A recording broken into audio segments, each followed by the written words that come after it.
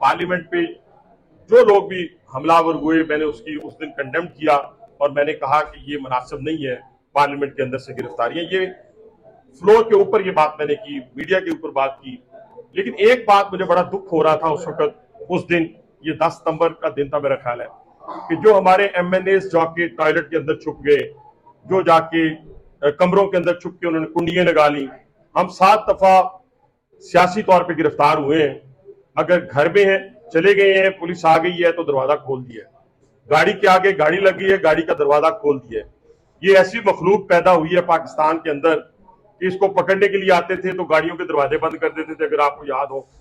इसी तरीके से ये जो वाकया हुआ है, इसने पूरे पार्लियामेंटेरियन का सर शर्म से झुका दिया। यानी कभी नहीं हो सकता। देखिए ना, आपके 2 या 3 MNAs बाहर से गिरफ्तार हुए हैं, आपको मालूम है पुलिस खड़ी है, तो आप जाकर गिरफ्तारी दे दें। यही डिग्निटी ये है। डिग्निटी इंसान की होती है, दीवारों की नहीं होती, पत्थरों की नहीं होती। तो एक तो इसके ऊपर, और दूसरा जो ट्वीट हुआ है बानी PTI की तरफ से, आज बिल्ली थैले से बाहर आ गई है। और मैं तो वो शख्स हूं जो बानी PTI का जाती दुश्मन नहीं है कभी भी, लेकिन डे 1 से मैंने ये कहा था कि जो हकीम सईद ने कहा है, जो डॉक्टर इशरार अहमद ने कहा है, वो हम सब में से मोतबर थे, मुस्तरद लोग थे अपनी अपनी फील्ड के। आज वो सारी चीजें जो है एक एक करके सामने आ रही है। आप देखें, टाइम्स ऑफ इजराइल की बात करें, टाइम्स ऑफ यरूशलेम की बात करें, तमाम में ये कहानियां छप रही हैं कि जनाब हम, यानी इजराइल कह रहा है कि हम और इत्तेहादी मिलकर बानी PTI को जेल से निकालें। क्यों? कि वो हमारे लिए नरम गोशा रखते हैं।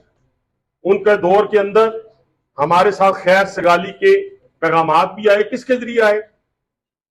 गोल्ड स्मिथ फैमिली के जरिए आए। वो हमारा सोर्स है उन तक पहुंचने के लिए, और उनके अमल ने भी ये बात साबित की। देखें, ये पूरी पाकिस्तानी कौम को ये ज़हन में रहना चाहिए, इस मुल्क में एक वजीर आजम जो था वो फांसी चढ़ गया, एक वजीर आजम 3 मरतबा जिला वतन हो गया, एक वजीर आजम हमारी दहशतगर्दी का शिकार हो गई, लेकिन उनकी पार्टियों ने पाकिस्तान का बुरा नहीं चाहा। उन्होंने अपनी इंस्टीट्यूशन को गाली नहीं दी, उन्होंने अपनी फौज को, अपनी अदलिया को गालियां नहीं दी।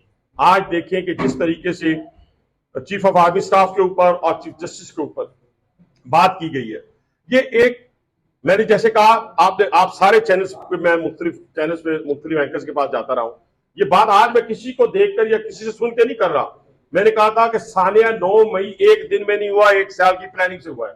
इसी तरह दोबारा दोहरा देता हूं कि ये जो ताना बाने हैं इंस्टीट्यूशन पे हमलावर होने के, कि अगर वीगो डाले की बात करनी है तो उधर निशाना, अगर आपने हजूज वजूज की बात करनी है तो उधर निशाना, अगर आपने ये कहना है कि निकाब पोश आए तो उधर निशाना, ये एक प्लानिंग के तहत, एक साजिश के तहत हो रहा है।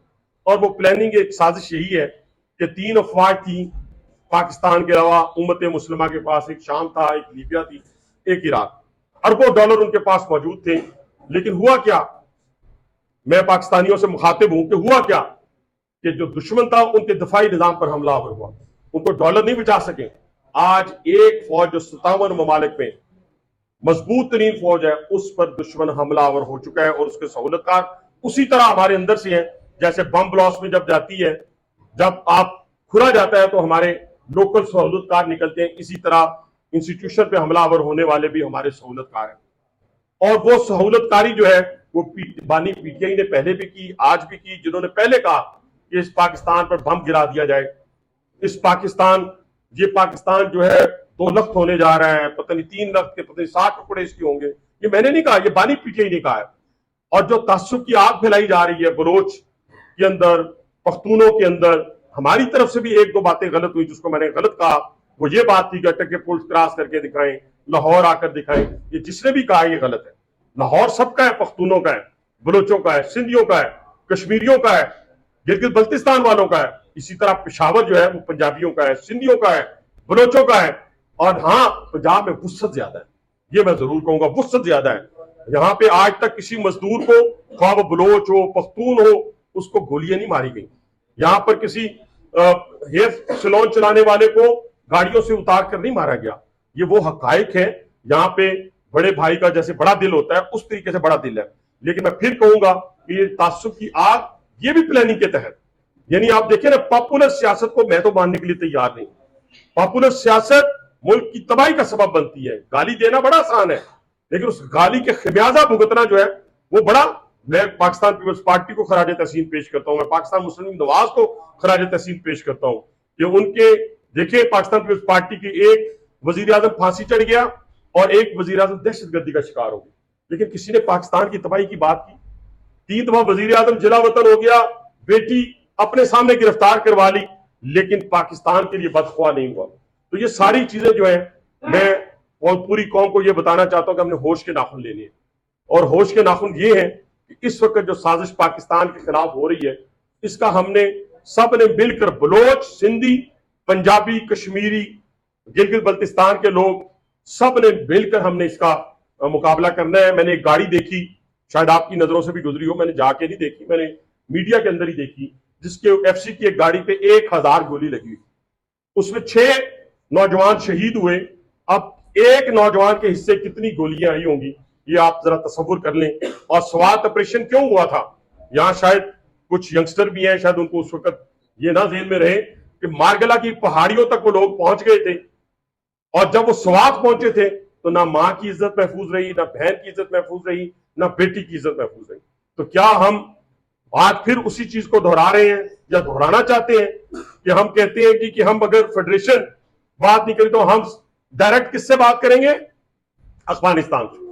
جسے افغانستان اچھا لگتا ہے بھائی جان, جو سمجھتا ہے کہ وہاں بڑا امن و امان ہے, وہاں ڈالر کی قیمت کم ہے, تو صبح اس کا ویزا لگوا کے ہم بھیجنے کے لیے تیار ہیں.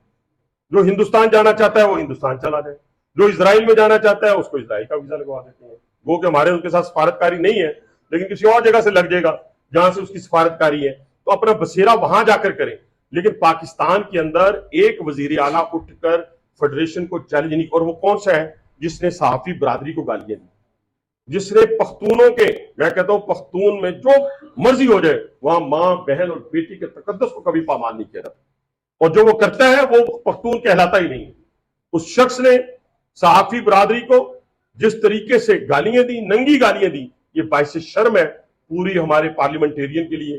ایک وزیر اعلیٰ کو, منتخب وزیر اعلیٰ کو جس طریقے سے برا بلا کہا, نشانہ بنایا, اور شخص کہہ کون رہا ہے جو اسلام آباد کی سڑکوں میں شہد کی بوتل لے کے پھر رہا تھا, جو منشیات لے کے پھر رہا تھا, وہ شخص اٹھ کر وزیر اعلیٰ پنجاب پہ بات کر رہا ہے, وہ آپ پر بات کر رہا ہے, تیسری بات انسٹیٹیوشن پہ کر رہا ہے, اور 8 گھنٹے پھر جا کے پاؤں پکڑ رہا ہے, رو رہے ہیں. اور روتے روتے آج یہی صورتحال میں سمجھتا ہوں یہ جو ٹویٹ ہوا ہے, اور اس کے علاوہ جو پریمپٹ کیا گیا اسلام آباد ہائی کورٹ کے اندر بانی پی ٹی آئی کی طرف سے, یہ چور کی داڑھی میں تنکے والی بات ہے کہ جی میرا ملٹری ٹرائل نہ ہو. ملٹری ٹرائل میں نے نہیں کرنا, ملٹری ٹرائل کسی اور نے نہیں کرنا, ملٹری ٹرائل انہوں نے نہیں کرنا ہے جو ملٹری ٹرائل کر سکتے ہیں, جنہوں نے نہ اپنے بندے کو بخشا ہے نہ وہ کسی اور کو بخشیں گے. اس کے سامنے بھی بڑے ایویڈنس رکھ دیے صندوقوں کو بھرے ہوئے, اور وہ سارے کا سارا پورا جو ہے وہ بانی پی ٹی آئی کی طرف جاتا ہے.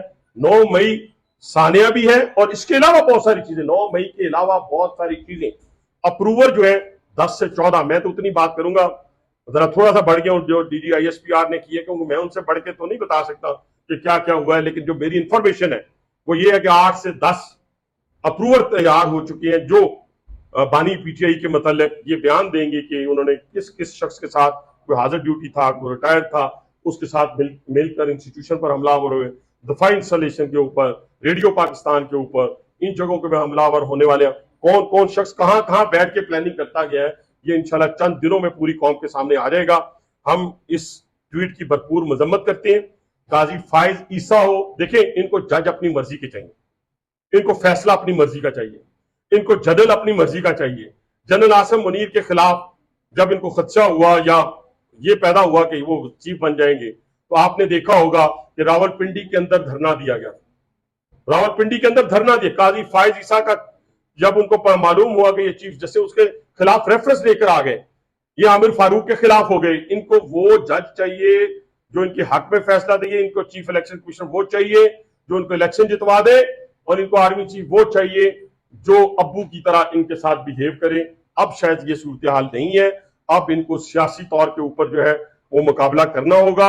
اور تھوڑا سا ابھی تو ہوا ہی کچھ, دیکھیں میں آپ سے گزارش کرتا ہوں, ہمیں 25 سال قید سنائی جاتی ہے, ہم نے نہ وہاں پتھر اٹھانے دیے تو نہ گولی چلنے دی, ہم نے نہ کسی کی لاش گرنے دی, اور اس گرفتاری کو پوری دنیا نے دیکھا, پوری دنیا کی آنکھوں نے دیکھا, کانوں نے سنا, اور آپ کے کیمروں نے اس کو بند کیا کہ دیکھیں کس طرح ڈگنیٹی اس کو کہتے ہیں. مجھے معلوم تھا इस निज़ाम ने मुझे सजा दी है, यही निज़ाम मुझे रिलीफ देगा। यहाँ किसी की लाश बेगुनाह गिराने से मैं बच नहीं जाऊंगा, और 25 साल कैद लेकर हौसले के साथ अल्लाह ताला ने डिग्निटी के साथ और जिंदान में मैं चला गया, और इसी निज़ाम ने फिर मुझे रिलीफ दिया। मैं अप्रैल 2019 में बाहर आया। इसी तरह वजीर आला शहबाज शरीफ जब थे, जब उनके साथ ये हुआ, उन्होंने भी इसी निज़ाम से रिलीफ लिया, नवाज शरीफ साहब ने इसी निज़ाम से रिलीफ लिया, और कभी ये नहीं कहा इस पाकिस्तान को खुदा न खास्ता मेरे मुंह में कहा कि ये तबाह बर्बाद हो जाए। लेकिन मेरे पाकिस्तानी कौम, ये आप ज़हन में रखें कि लोगों ने इक़्तिदार की खातिर ये तय कर लिया है कि दुश्मन से अरबों रुपए लेंगे, अरबों डॉलर लेंगे, पाकिस्तान को कमजोर करेंगे। इंशाल्लाह पाकिस्तान ला इलाहा इल्लल्लाह की बुनियाद पे बना था। मैं सारी कौम को कहूंगा इसी बुनियाद पे कायम रह सकता है, न सिंधी के होने की बुनियाद पे, न पंजाबी, न बलोच और न पख्तून की बुनियाद पर। ला इलाहा इल्लल्लाह मुहम्मद रसूलुल्लाह की बुनियाद पर यह बना था, और इंशाल्लाह कायम और दायम रहेगा। वाखिर दवाना।